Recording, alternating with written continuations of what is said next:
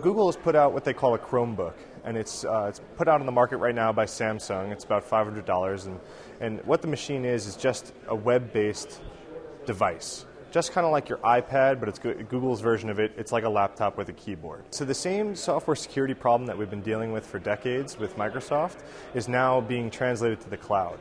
So Google put a lot of protections in place to protect the hardware of this device. So you cannot access the hard drive, you can't access any data that's on the machine, but there's virtually no data that's going to be on the machine at all. There's going to be everything in the cloud. So your email, your bank, your social networks, all of these things, all of this information is going to be in the cloud. It is fair to say that it's easier to exploit, especially for a web hacker. Things like cross-site scripting and JavaScript that are just plain vanilla JavaScript are much easier to write than some of the exploits that we've been seeing for the past decade, which have to bypass all the protection that Windows and Mac put in place to actually access information on your hard drive via the internet.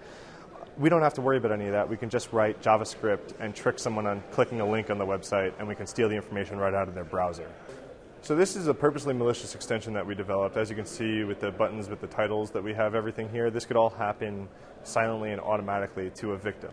So the scenario here is this is a victim that we're trying to hack, and this is an extension that we either tricked them to install or found a vulnerability in an extension that they did have installed.